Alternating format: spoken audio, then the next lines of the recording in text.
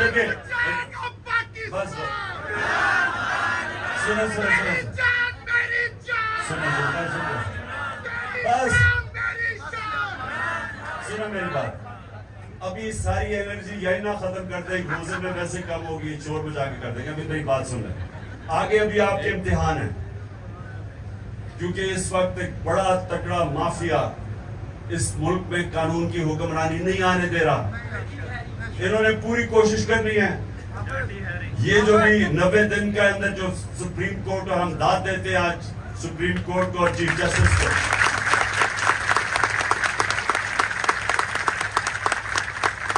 हर किस्म के प्रेशर के बावजूद, प्रेशर एक दो माफियाज की दो पार्टी जो इलेक्शन से भागे हुई हैं, इनका प्रेशर एक था और दूसरा नामालूम अफराद का प्रेशर था। तो इन